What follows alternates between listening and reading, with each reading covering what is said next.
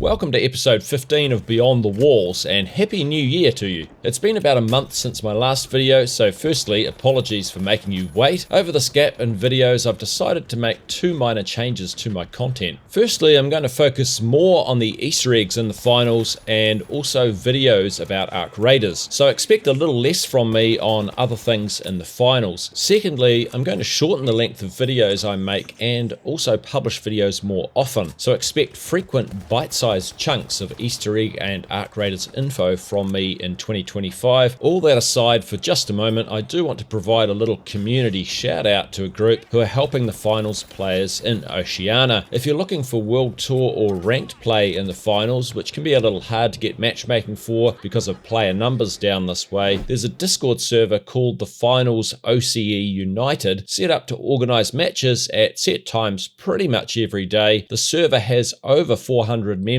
so there's a great chance of getting matches by joining it. The invite link to that Discord is in the video description below, so please join them if you're down under. Now, diving into this episode, I'm going to show you how the main Easter egg puzzle for the finals, which has been ongoing since early September 2022, is probably the most complex Easter egg puzzle that's ever been created in gaming, as well as tell you about a key clue that was recently solved for it. Through future episodes, I'll bring you a bunch of Easter eggs in the finals that are waiting for someone to solve them, as well as show you some clues we've uncovered in that main Easter egg puzzle. I'll also provide you some examples of our current lines of Easter egg investigations in those episodes. If you're new to Easter eggs in the finals, this video and the Easter egg related ones after it should act as quite good supplements to my beginner's guide to the finals Easter eggs video that I published way back in May 2023. For the uninitiated, a snapshot of the finals Easter eggs is that we have this main Easter egg puzzle that started back in 2022, which has multiple levels and tiers to it that are progressed by working out passwords and entering them into part of the finals website. And the clues for that puzzle were initially mostly provided to us through some official art images, and now since the game launched, there are also clues within the game. Then there are also Easter eggs within the game, like being able to trigger 3 dolphins swimming around in circles on the sunset variant of the Sis Horizon map by having 7 players standing on blocks on the ground that have letters on them that spell the word cetacea, the scientific name for the group that includes whales, dolphins, and porpoises. We now know that there are a bunch of these types of Easter eggs, and I'm going to introduce you to several you might not know about in future videos. Previously, in the main Easter egg puzzle, we'd made some really solid progress with connections we uncovered that led us to a suite of locations in New York City's Central Park and Grand Central Terminal, that city's historical Gilded Age, and the connections between all of those things and the inspiration for the lore of the finals. So why is the lore of the finals getting mixed into the main Easter egg puzzle, you ask? Well, it actually has for a while now, with tiers D, E, and F of level 2 of the puzzle having solutions that related to eggs and therefore to Namatama, the game's eggy mascot, who's linked to the in-game sponsor Osboos. But these connections between the game's lore and the main Easter egg puzzle have definitely been increasing, and I think that speaks to the puzzle's extraordinary complexity. The true scale of that complexity was revealed recently by Embark co-founder and Easter egg mastermind Rob Runesson when I tried to get Rob to leak us a clue when I was lucky enough to be invited by streamer Waterdance to join her and Rob on a day when she was streaming on the front page of Twitch. I've included a link to Waterdance's Twitch channel in the video description. She's awesome and has fostered a really nice vibe amongst her community, so please watch and support her. Waterdance has also kindly given me the okay to use clips from her streams. Anyhow, this is what Rob said about the puzzle. I actually checked now since I've been adding up for mid-season 5 and big reveal for the Easter egg hunters. So I actually counted now at 3,100 nodes in the Easter egg mind map, so to speak. I'm actually having it open right now. So this isn't making me feel better. Dusty says, "Don't do it, Rob." Now I'm sweating. You've got your work cut out for you. Yeah, this is the Easter egg version of Ultra Sweat. Oh my goodness. Do you think, Rob, the Easter egg puzzle you've created is the most complex Easter egg that's ever been created in gaming? Yeah, Ooh, by far. that's a good one. I'm not saying it's the best, but it's the most complex by far. I would be very surprised if anyone had done anything like this. So during the pandemic, when I was sitting in my RV and I was working from remote, I was very, I wouldn't say depressed, but I think it was very rough year. I think I spent approximately 2, 3, maybe sometimes up to 4 hours a day for a couple of months just building this roadmap. I had to have this idea Wow. for lore since maybe the 90s when I started thinking about writing this and telling the story and making this puzzle. And I tried some of them in my old games I worked on, so I tried some of the some ideas in there, and then I tried it in IRL Easter eggs for my sister and my sister's kids and stuff like that. So I would be surprised if anyone has spent so much of their spare time doing something as silly as this. But I mean, I do it for the love to the players and.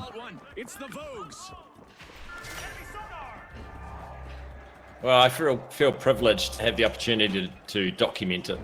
So Rob Runesson has likely created the most complex Easter egg puzzle that gaming has ever seen, and we're in the thick of it. If you want to be part of solving it, jump into the Easter egg channel of the Finals Discord, and those of us that have been part of the hunt for a while will do our best to show you the ropes. As an aside, when Rob Runesson was asked by Water Dance's community if he would stream on his own Twitch channel, he said he'd do it if he got 1,000 followers. Currently, Rob appears to have temporarily stepped back from the limelight of the community a little, and to be fair, I'm not really surprised. It must be pretty full on for the likes of Oscar, Dusty and Rob, being the more public faces of Embark Studios and always having to front up to so many interactions with the community, especially given that many of those interactions will be requests or even demands to make changes and additions to the game, for better or worse. So I bet a little ebb and flow for Rob being right amongst the finals community is a good thing for him. I'd definitely be doing the same from time to time if I was him, and in fact I can say that the little break in making videos for me over the last few weeks has felt like a bit of that type of opportunity to fully recharge my own batteries. Anyhow, Rob currently has just over 300 Twitch followers, so please go to the link to his Twitch channel in the video description below, give him a follow, and let's see if we can get him enough followers to see him doing a stream of his own when he's ready. I think that would be really cool, and I'm guessing we might even get a few Easter egg clues from him during that stream.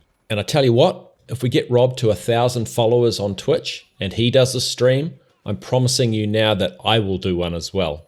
Lastly, during the stream where I joined Rob and Water Dance, as well as quizzing Rob a bit about the main Easter egg hunt, we actually had Rob confirm a solution to a clue that hunter Ludenope came up with. During a previous stream, Easter egg hunters Ludenope, Amir, and Raid were in Water Dance's chat and pointed out to Rob that it was 1:23 AM in Sweden. They did that because Rob had posted 1:23 as a clue at least 5 times since May of 2024, and Rob responded to them with this.